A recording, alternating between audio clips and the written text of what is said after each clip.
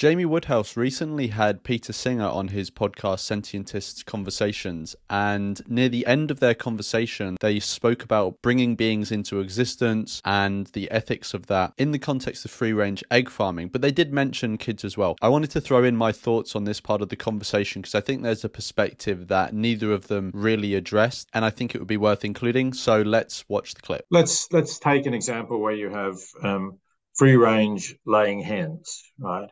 And the hens are out on grass. They're not too densely stocked, so the grass survives. They can roam freely, but they can be in the social groups that they are. They're protected from predators at night, and generally they have good lives. But hens, like humans, cease to be fertile at a certain age. In fact, their rate of egg production will drop as they age, and then it will cease altogether.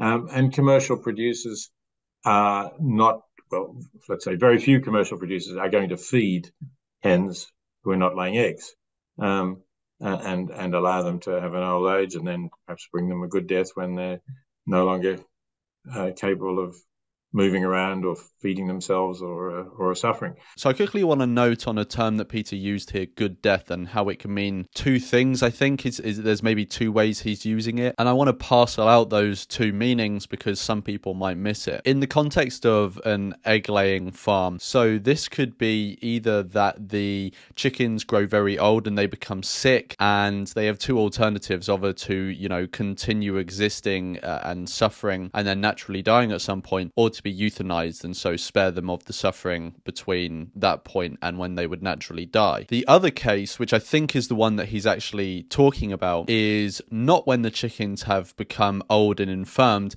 it's just when they've stopped laying eggs, but they still could live, very happily and healthy, but obviously it's not to the economic benefit of the farmer, and so when he says good death, he means that they are killed in like a good way, I guess, like he would say like a painless way. Now personally, I don't think there is such a thing to kill someone in a good way when they still have an interest in living. I do think in the first example, when someone gets to the point where they are like suffering unbearably and the better alternative would be to be euthanized, then I think the label good death would maybe apply. But in the first instance, to say that you can have a good death or you can kill someone in a good way when they have no interest in being killed, I personally don't agree with that. So I just wanted to leave that note in there, but let's continue. Is it a bad thing to have hens who live for a certain number of years, but not their full life and are then killed?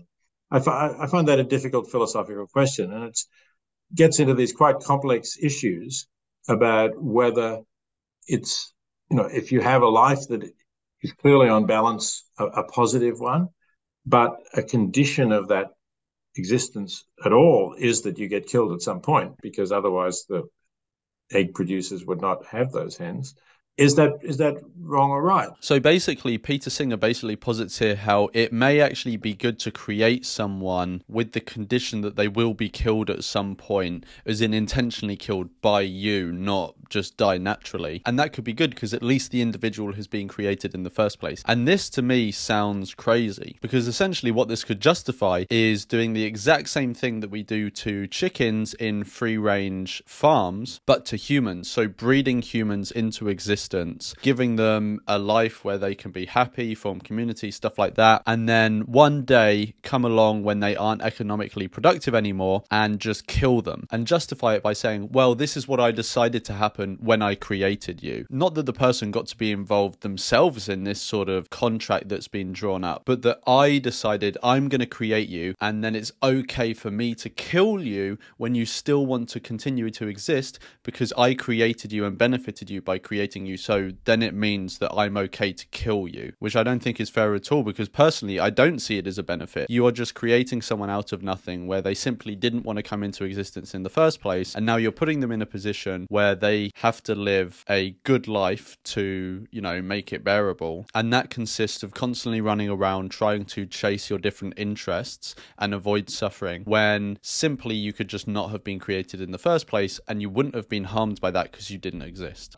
This gets into these complex questions about population that Derek Parfit discussed in Reasons and Persons and other works. And I do find them genuinely puzzling. And although I tried to argue against the view that bringing more people into existence is a good thing if they'll have happy lives. In the end, I thought that my attempt to do that failed. Just a quick note here. It's really interesting that Peter says he used to argue against the idea that bringing new people into existence was a good thing, and that he thought that it ultimately failed as an argument. If anyone knows if there's any sort of writing or a video of him arguing for this, let me know and I can link it in the description, because I haven't actually seen him argue for this position before, so I'd be really interested to see. I'm genuinely uncertain about those arguments in respect of issues about humans, and I'm therefore equally uncertain about them in respect to non-human animals. Yeah, thank you. And those population ethics topics are deeply difficult. I guess my amateur working through them thinks that in a way we're almost trying to package a deal together where we're saying, well, we'll bring this chicken into existence on the condition that we'll kill it. But it's a deal we're making with ourselves without the chicken being involved or consenting. So there's a worry there that it is something that we're doing in a self-serving way because we want the product of this process. Right, but we make those decisions with children as well, of course. We do. We'll have children and we'll be able to give them good lives, but they don't consent. In this case, we're not going to kill them, of course, but still.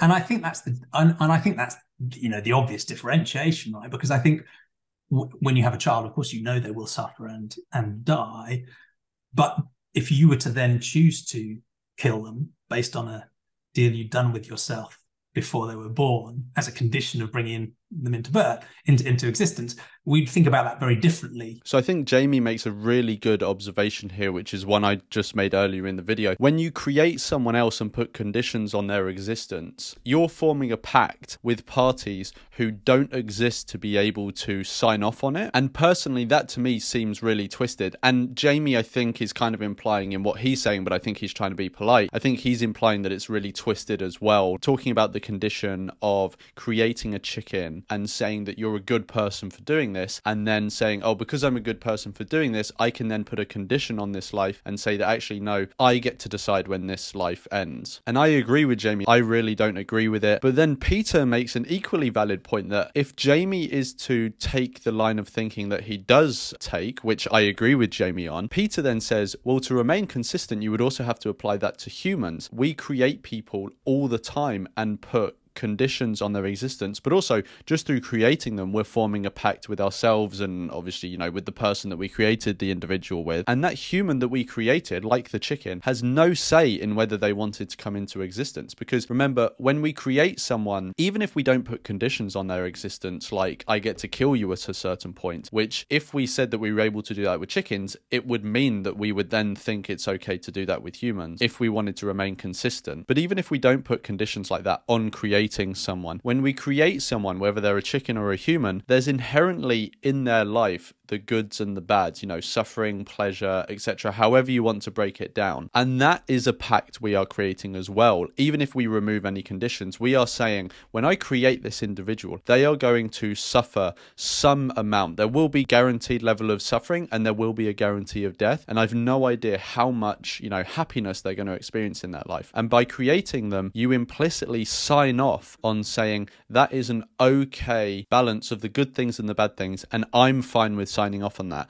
with absolutely no regard as to whether the individual you're creating is going to be fine with that level of goods and bads. Anyway, so just to quickly recap before we move on. So Jamie said that actually we're forming this pact and putting conditions on someone's existence without them being able to agree with it. And I think he's kind of implying that it's kind of twisted, but I won't put words in his mouth. I think that's twisted. But then Peter says, oh, well, but that's the same as the thing we do with humans, because we create them, and when we create a child, we, sign off on a certain level of suffering, which actually we don't know what level of suffering it will be, and the guarantee of death, and we sign off on that for them. Yeah, this is Ishiguro's novel, isn't it? Never Let Me Go, about children who are brought into existence to be organ donors for others. Exactly, and I think they have a good life for a while, and then they get killed. And I think that's the thing. Even if we've made this deal with ourselves and we've said, look, it's better, we've worked out and we've calculated that it's better for this chicken to come into existence and then for us to kill it than for it to never existed at all.